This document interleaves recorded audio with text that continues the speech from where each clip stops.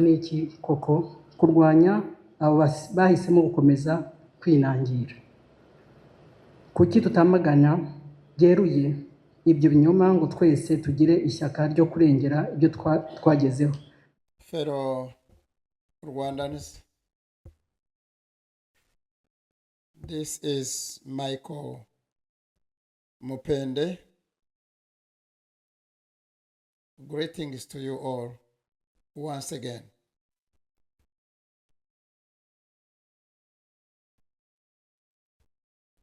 Today, I wish to address the statements made by veteran military generals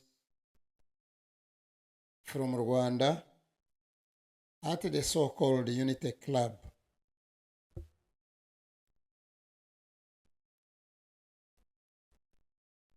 An institution that has increasingly become a political instrument serving Kagame and his family's long-term ambitions. We have seen such clubs and organizations before throughout history.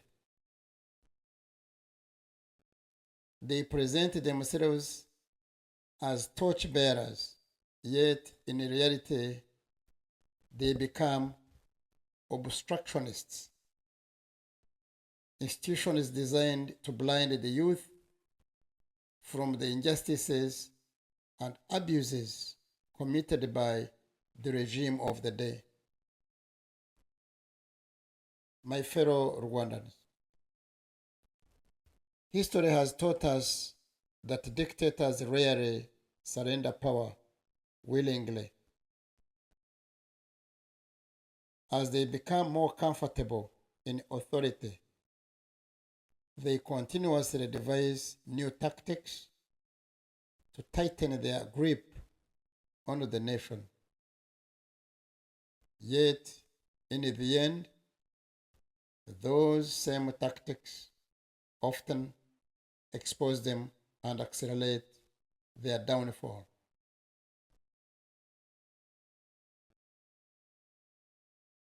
For Kagame's wife to chair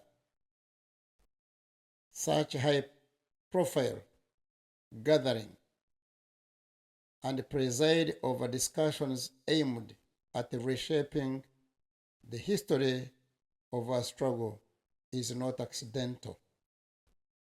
Rather, it is a calculated political message, preparation for a hereditary system of power, a dynasty in the making. First of all, why now? Why are those generals, men who were for years kept away from publicly telling the story of that war, a narrative monopolized by James Kabarebe and his boss, Kagame, suddenly being brought forward today to speak? What has changed?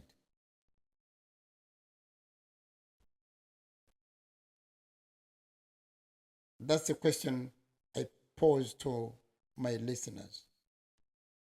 It is painful to witness those veteran generals, men who fought in that war and know the truth, standing before Kagame's wife, repeating rehearsed narratives and politically manufactured statements. This is not an insult to those individuals themselves, but also a profound disrespect to every Rwandan who believed that our struggle was meant to bring justice, dignity, and peace to our country. Some of us participated in that war from the very first day until its conclusion. We know what happened. We know the operations. We know the movements.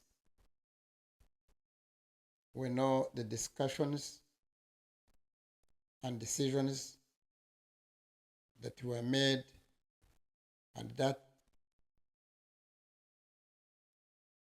were never made. Nothing about that history is unknown to us. Therefore, hearing K.Karenzi, Dodo, Kaka, Ibingira, and many others repeating distorted accounts of events is both tragic and alarming. It is heartbreaking, though, to watch senior figures being pressured into spreading falsehoods about the history of that war for the sole purpose of glorifying one man, Kagame, and elevating his family as though Rwanda were their personal inheritance. What is happening today is political theater designed to distract Rwandans while reinforcing a carefully controlled narrative. It is painful to see national heroes reduced into bowing before Janet Kagame to orchestrated displays of loyalty. Their speeches are scrutinized word by word to ensure they echo the narrative Kagame and Kabarebe have spent decades imposing upon Rwandans and the international community. There is hardly a greater injustice than forcing men who know the truth to publicly deny it. Let us also be honest about another reality. Many of these individuals have themselves lived under fear, humiliation, and intimidation. Kagame has imprisoned some of them, publicly disgraced others, and used intelligence operatives to pressure them into seeking forgiveness from them rather from him, even if they had not committed any crime. Those who resisted were silenced, exiled, or eliminated. This is how authoritarian systems survive. And that's how Kagame has survived all this time. By repressing truth with fear and by repressing loyalty with submission. My fellow Rwandans, the dynasty I have long warned about is no longer hidden. It is now unfolding openly before our eyes. Kagame's wife is increasingly assuming roles of national authority, convening strategic meetings, and positioning herself at the center of state power. The message is clear. Power is being transformed into a family inheritance. When I saw veteran generals displaying such submission before her, I realized that something fundamental has broken within the system itself. All of this is happening because Kagame's regime is increasingly exposed before the world. Former insiders, witnesses, survivors, and even former comrades have revealed the truth that can no longer be permanently buried. The carefully protected image of Kagame as the sole savior of Rwanda is steadily collapsing under the weight of unanswered questions and historical realities. Rwandans are beginning to understand the enormous cost of politics built around power. The deaths within the RPF itself during the struggle and after, including the death of its first leader, General Fred Rwigema, alongside the comrades Bayingana and Bunyenyezi, then the controversies surrounding Habyarimana's plane crash and his death, on to the killings committed before, during, and after the genocide, the death of innocent civilians long after the war ended, and the prolonged conflict in the Democratic Republic of Congo, where security concerns have repeatedly been used as an excuse to justify political and economic ambitions as a cause of that conflict.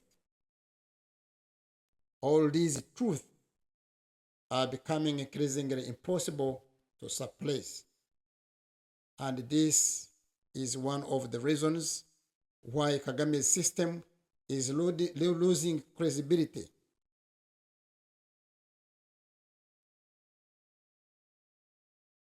Among many Rwandans and within the international community. Kagame's system is losing credibility than ever before. At the same time, Kagame is engaged in a struggle to rewrite history itself. Every major event from that past period is being selectively reshaped, exaggerated, or manipulated to fit a carefully constructed political narrative centered around one individual only, Kagame. It is shameful to see respected figures such as K.Karenzi and Kaka being pressured into repeating claims that contradict the realities known by those who participated in those events. Equally troubling are claims made by Kaka, Dodo, and others suggesting that their mission in the war was originally designed solely to rescue Tutsi civilians under attack, despite the fact that no such operational directives and orders formally existed within our RPA structure at that time.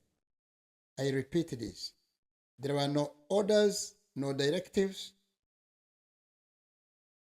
issued purposely to rescue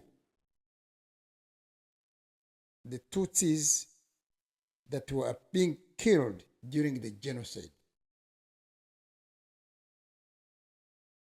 It was rather a confrontational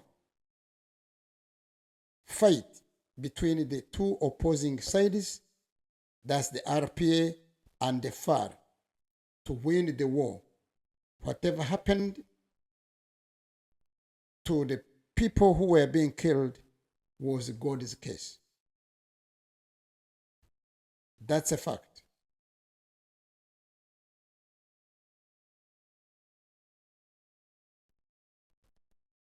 The political propaganda also omits the role and the... I have to mention this. This Kagame narrative is omitting the role played by the Ugandan government and its military during our war. They claimed that attacks were made through the Rwandan territory, attacks and the movements during our initial days of the war when Kagame just returned. Everything is attributed to Kagame. So I am citing the statements made by, more especially Dodo, that when Kagame came, we made the movements through Rwanda, we changed tactics, and etc., etc. And when Dodo mentions that he moved for 3 days when he was moved in trucks to Kabare, just some few meters to Gatuna, border post. So our forces crossing to Mutara, I was among the first few people who went to the mountains. Our forces were carried on trucks, on NRA trucks, from Mutara to Virunga. Not even Mutara, it was from Mpororo, it was from Gashenyi and everywhere, in Ntungamo district. They are trying to omit, they are coerced to deceive, to tell lies. So those of us who participated know otherwise from these terrorists. We moved through Uganda all the time we made these attacks and the movements and the maneuvers. Many of our troops were carried or transported in NRA military trucks. The operational realities are known by countless individuals on both sides of the border. Even local populations in areas such as Ntungamo, Kabale, and Kisoro know those realities and can recount many of these stories themselves. The truth is that operations were launched from border areas inside Uganda even after we had secured only a small territory consisting of a few cells within Shonga sector. Operations continued to be launched from the Ugandan side in areas such as Kashenyi, Kizinga, Kakamba, Kasheke, Kamwezi, Ruhanga, Kahondo, Rwamatunguru, Mukoke, Kafunjo, Kabanyonyi, Kanyentanga, Maziba, Rwene, Karujanga, and many others. The operations were conducted with the full knowledge of Ugandan authorities and military structures at the time. Senior Ugandan officials and liaison officers, including Salim Sare, Lieutenant Colonel Jet Mwebaze, late, Lieutenant Colonel Leoben Kondere, late, Lieutenant Colonel Anthony Chakabale, late, and others deployed along the border were aware of major operations conducted during this period, including the activities surrounding the Ruhengeri operation of January 1991. Yet today, all these realities are deliberately concealed in order to manufacture myth of extraordinary military genius around Kagame. The narrative that Kagame single-handedly transformed the war through exceptional guerrilla strategies has been heavily exaggerated for political purposes. The reality is that substantial regional support existed, and many sacrifices were collectively made by numerous individuals whose contributions are now erased or minimized by this Kagame system. My fellow Rwandans, nations cannot build genuine unity upon fear, propaganda, and distorted history. A country built on intimidation eventually collapses under the weight of its own contradictions. If this path continues unchecked, future generations may inherit a political culture where leadership becomes a family entitlement and national institutions become instruments of personal power. That is not the Rwanda we sacrificed for. Rwanda must rise above fear. We must rise and unite around truth, justice, accountability, and genuine national reconciliation. No nation on earth can be moved forward while history is manipulated and the citizens are intimidated into silence. The future of Rwanda does not belong to one family, one political group, or one individual. It belongs to all Rwandans. And no dictatorship, however powerful it may appear today, lasts forever. Thank you all for taking time to listen, and may God bless Rwanda and its people. Goodbye.